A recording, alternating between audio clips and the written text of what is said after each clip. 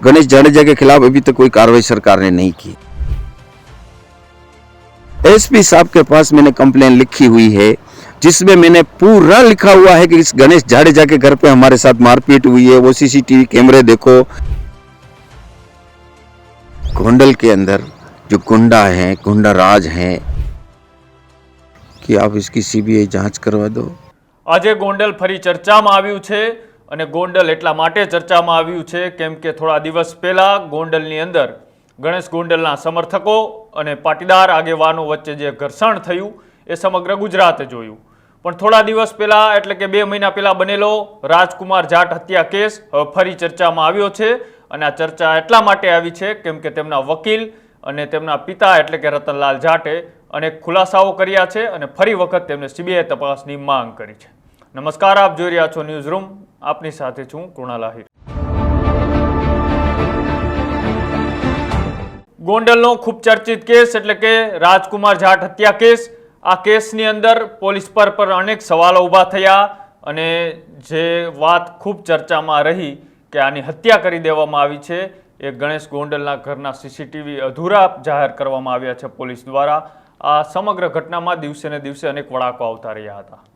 પણ ફરીથી જ્યારે રવિવારે પાટીદાર આગેવાનો અને ગણેશ ગોંડલના સમર્થકો વચ્ચે જે ગોંડલમાં ઘર્ષણ થયું તે બાદ હવે રાજસ્થાનથી હવે નિવેદનો આવવાના શરૂ થયા છે।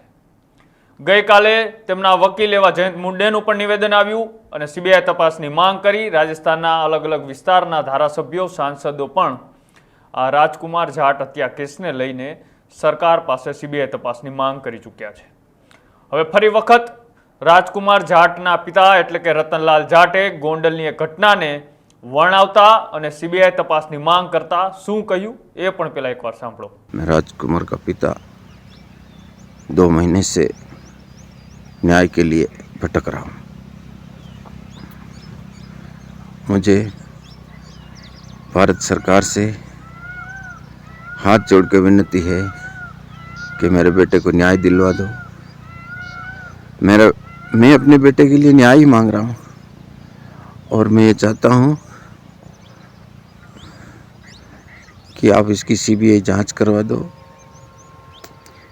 भाई और बहनों, जो लोग मेरे साथ न्याय में साथ देने के लिए खड़े हैं, उन लोगों को ये गुंडे लोग उनकी आवाज़ को राजनीतिक बनाने की कोशिश कर रहे हैं।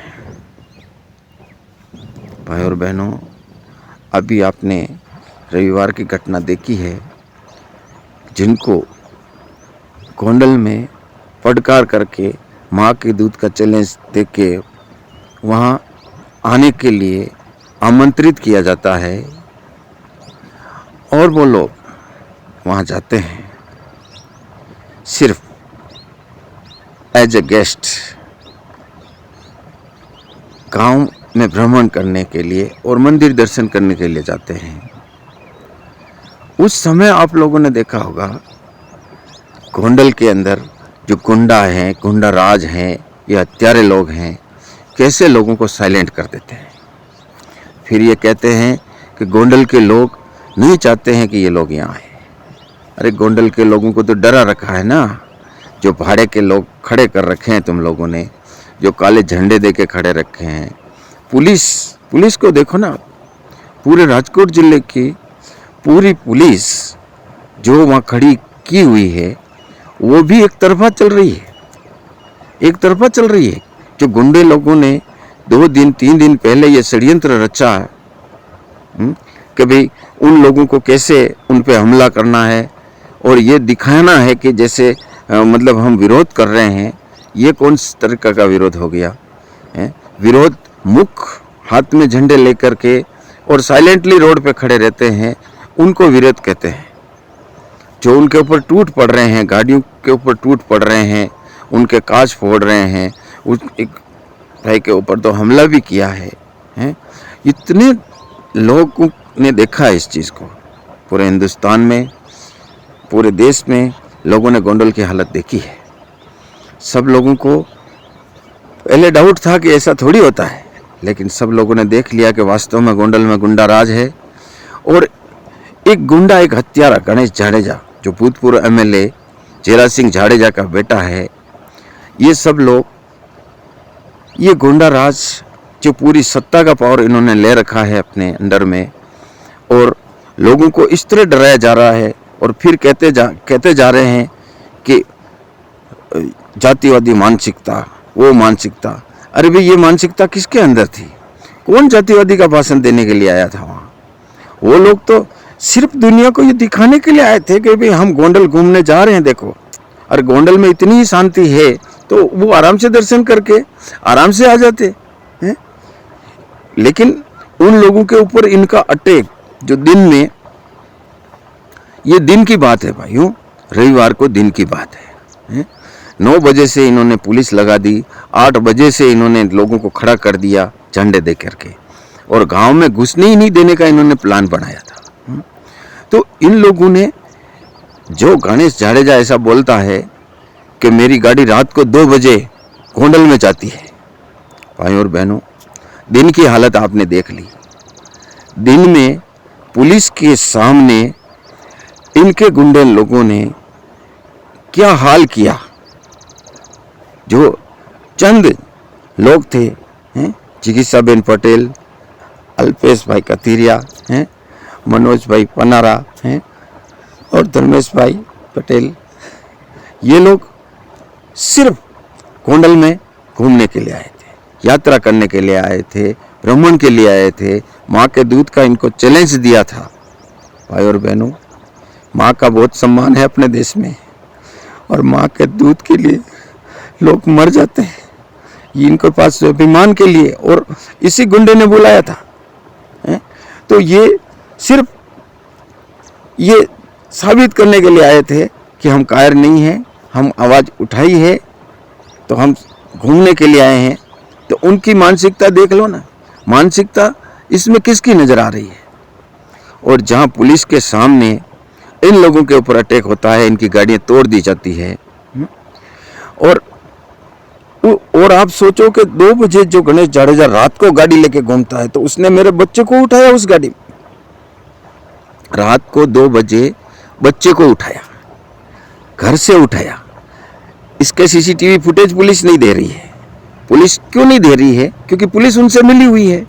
रात को जब मेरे बच्चे के साथ मारपीट इनके बंगले में की जाती है, जेरा सिंह जाडेजा के ग्राउंड फ्लोर पे जो मारपीट की जाती है और मेरे को भी मारा जाता है, तो हम वहाँ से निकलते हैं, मतलब बच के निकल के घर आते हैं, तो ये लोग पीछे पीछे आ जाते हैं, पीछे पीछे आकर के, और मेरे बच्चे का घर, रूम, हमारा जो घर है जहाँ बच्चे को सुला रखा है, वो इन्होंने देख लिया। फिर रात को यही गणेश जाडेजा की गाड़ी जो 2 बजे निकलती है रात को, इसी गाड़ी में मतलब उसको उठाया। भाई और बहनों, बच्चा तो नहीं, कुछ नहीं था उसके पास, पैरों में चंपल ही नहीं थी, है ना, और उसको घर से षड्यंत्रपूर्वक निकाला है। और देखिए कि दिन में ये लोग पुलिस के सामने ये अटैक कर रहे हैं, गाड़ियां तोड़ रहे हैं, तो रात में सोचो ना भाई और बहनों, वहाँ कौन सी पुलिस है? वहाँ तो उसी कुत्ते का ही राज है? उसी का राज है वहाँ पे, तो उसी हत्यारे का राज है। बच्चे को उठा लिया है? बहुत मारा बच्चे को, मार के उसको चलाया है, गांव से बाहर दिखाने के लिए कैमरे के सामने चलाया है उसको, है? उनका मकसद यही था कि इसको तो मार डालो, एक्सीडेंट बता देंगे, हॉस्पिटल में रख दिया। और पुलिस भी इस काम में लगी हुई थी कि ये दिखा दे कि बच्चा यहाँ से चला गया है। और दोष कुछ नहीं था मेरे बच्चे का कुछ दोष नहीं था। उसने सिर ऊंचा करके आवाज उठाई, सिर ऊंचा करके बात बोली। उनका जो जवाब दिया था ना, कायराना अंदाज में नहीं दिया था उसने, और उसी की सजा इन्होंने दी है, उसी की सजा दी है। ये बात सोचना कि आप अगर कोई ऊंची आवाज में बात भी कर ले तो इन लोगों का कितना डर है वहाँ पे, है? और लोगों के अंदर कितना डर घुसा हुआ है। कोई लोग उनके सामने आवाज उठाने के लिए तैयार नहीं है। ऐसी जगह मेरे बच्चे ने, मतलब उनके जो सवाल किए थे उनका निडरता से जवाब दिया। यही मेरे बच्चे की गलती है। सिर उठा करके जीने की जो उसके अंदर चाहत थी, मेरा बेटा बहुत निडर और बहादुर था। सिर उठा कर जीने की और वो दूसरों को भी यही कहता था कि जीना है तो सिर उठा के जियो, है ना। इतने कुत्ते लोगों में भी उसको घेर लिया था तो भी उसने किसी के सामने सिर नहीं झुकाया। हाँ, इन लोगों ने उसको मार दिया लेकिन वो झुका नहीं किसी के सामने, क्योंकि अगर मैं आपको कह रहा हूँ यही बात सही है, और अगर इसमें कोई गलती है ना तो आप वो सीसीटीवी कैमरे देख लो, सब पता चल जाएगा, उसमें सब में पता चल जाएगा। लेकिन ये लोग दिखाने के लिए तैयार ही नहीं है, इनको अपना डीवीआर देना ही नहीं है, उस रास्ते का ही नहीं देना, क्योंकि पुलिस ही मिली हुई है। और ये षड्यंत्र पूर्वक जो हो रहा है अभी होता ही जा रहा है, इतने टाइम से हो रहा है, लेकिन अभी तक भी कोई एक्शन नहीं हुआ, न पुलिस के खिलाफ हुआ और न इस जयराज सिंह जाडेजा के, गणेश जाडेजा के खिलाफ अभी तक कोई कार्रवाई सरकार ने नहीं की। क्यों नहीं की सरकार ने? उनकी पार्टी का एमएलए है, इसलिए उनके पार्टी का एमएलए है, वो सरकार ये जान रही है, ये सोच रही है कि पुलिस मिली हुई है, पुलिस मिली हुई है तो लोग कहेंगे कि किसकी पुलिस है, सरकार की पुलिस है ना। सरकार चाहती है कि ये मैटर दब जाए, ये बाहर ही नहीं आए। भाई और बहनों, गोंडल की हालत आपने देख ली है, इस गोंडा राज की आपने हालत देख ली है। कोई राजनीति करने वहाँ, कोई बंदा अभी राजनीति करने नहीं गया वहाँ। राजनीति कहाँ की गई है? अभी कौन से वोट पड़ रहे हैं, अभी कौन सी राजनीति हो रही है? लेकिन इन लोगों के पास जबरदस्ती इसको राजनीतिक मैटर बनाना है, ये क्योंकि राजनीति इनकी है, ये चाहते हैं उस तरह से डाइवर्ट करना चाह रहे हैं। ये जानते हैं कि कोई आवाज उठाने वाला है नहीं, गिने चुने कुछ लोग हैं, राजू भाई सकिया है, दिनेश भाई पात्र है, उनके ऊपर जबरदस्ती दिनेश भाई पात्र के ऊपर इन्होंने केस बना दिया।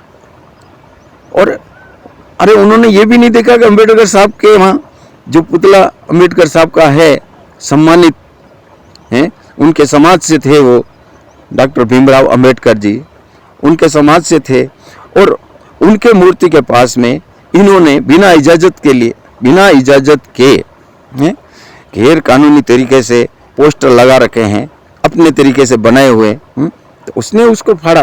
तो इसमें कौन सा उसने किया? लेकिन पुलिस उसके खिलाफ एफआईआर कर दी। आप देखिए कि इस मामले में पुलिस ने एफआईआर कर दी, और 2 महीने से एसपी साहब के पास मैंने कंप्लेन लिखी हुई है, जिसमें मैंने पूरा लिखा हुआ है कि इस गणेश जाडेजा के घर पे हमारे साथ मारपीट हुई है, वो सीसीटीवी कैमरे देखो और उनके खिलाफ एफआईआर करो। इन्होंने अभी तक एफआईआर नहीं की है, देख लीजिए, अभी तक एफआईआर मेरे बच्चे के हत्यारों के खिलाफ नहीं हुई है। और छोटे मोटी जो चीजें हैं, जो सब दुनिया के सामने हुई है, जिसमें सामने वाले की कोई गलती नजर नहीं आ रही है, उसके खिलाफ इन्होंने एफआईआर कर दी। देख लीजिए ना, ये हिंदुस्तान का, ये हालत हिंदुस्तान की है। भाई और बहनों, ऐसा तो अंग्रेजों के जमाने में भी नहीं सुना था, उधर भी ऐसा नहीं सुना था जैसा इन लोगों ने किया है। मैं आपसे हाथ जोड़ के विनती करता हूँ कि मुझे न्याय दिलाने में आप थोड़ी हिम्मत कर लीजिए, पूरे देशवासियों।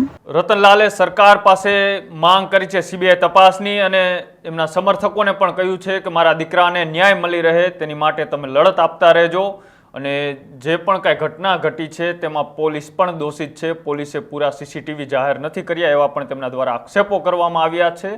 અને ગોંડલની જે પરિસ્થિતિ છે એ રતનલાલ જાટે જે રવિવારની ઘટનાને વર્ણવીને કહ્યું, એ ઘટના સમગ્ર ગુજરાતે પણ જોઈ છે। હવે આ કોર્ટનો મામલો છે, છેલ્લા 2 મહિનાથી કોર્ટની અંદર એ લડત આપી રહ્યા છે, સામે પક્ષે પણ લડત આપવામાં આવી રહી છે, પણ આનું સત્ય ક્યારે બહાર આવશે હજી ખબર નથી।